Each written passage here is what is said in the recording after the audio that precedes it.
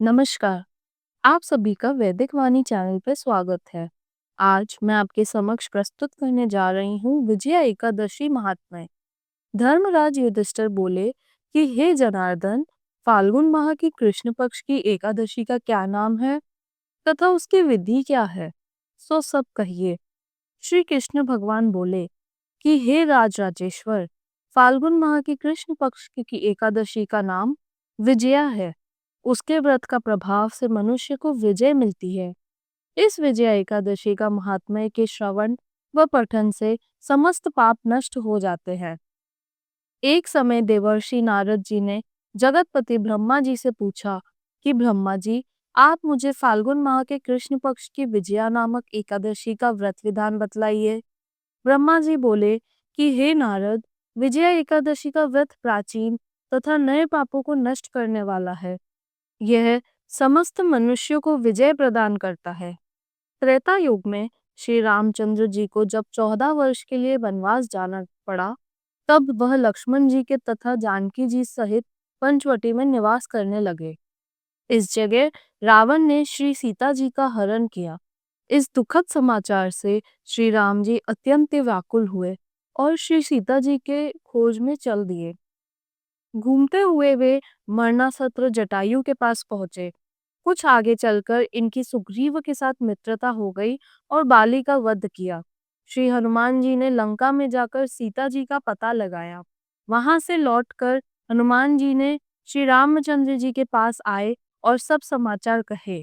श्री रामचंद्र जी ने सुग्रीव की सम्मति लेकर वानरों, भालुओं की सेना सहित लंका को प्रस्थान किया। जब श्री रामचंद्र जी समुद्र के किनारे पहुंच गए, तब उन्होंने महान अगाध मगरमच्छ से युक्त समुद्र को देखकर श्री लक्ष्मण जी से कहा, हे लक्ष्मण, समुद्र को हम किस प्रकार पार कर सकेंगे? श्री लक्ष्मण जी बोले कि हे श्री राम जी, यहाँ से करीब आधा योजन की दूरी पर कुमारी द्वीप पर बगदालभ्य नाम के मुनि रहते हैं। आप उनके पास जाकर इसका उपाय पूछिए।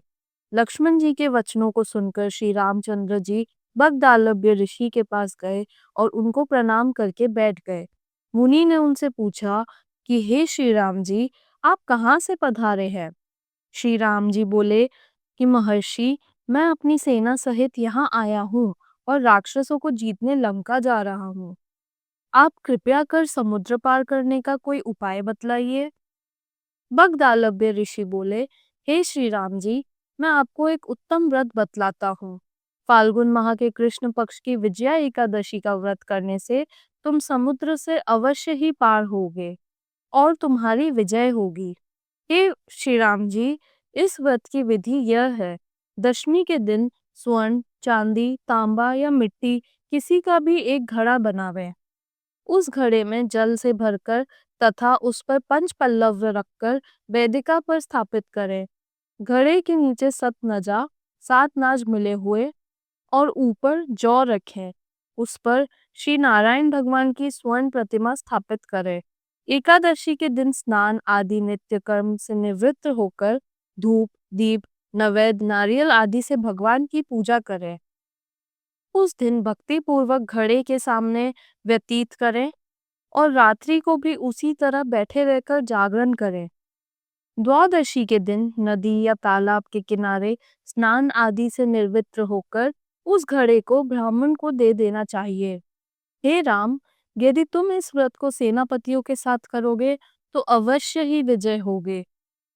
श्री रामचंद्र जी ने विधि पूर्वक विजया एकादशी का व्रत किया और इसके प्रभाव से दैत्य के ऊपर विजय पाई।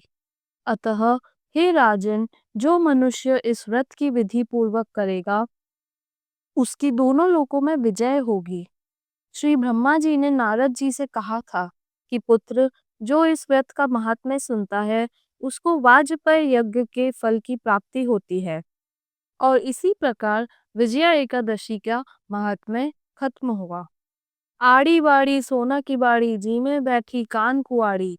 कान कुआड़ी कई कई मांगे, 36 करोड़ देवता मांगे। बाड़ी सींचा कई कई होए, अन्न होए, धन होए, लाज होए, लक्ष्मी होए। बिछड़िया को मेल होए, नीपुति को पुत्र होए। सासू को पुरसन, बहू को जीवन। उठ भाई तपसी जिम भाई लपसी, भाई को थान भौजाई को मान, थाने थारी वार्ता रो फल और महान महारा व्रत को फल। बोलो श्री रामचंद्र जी की जय, श्री नारायण भगवान की जय।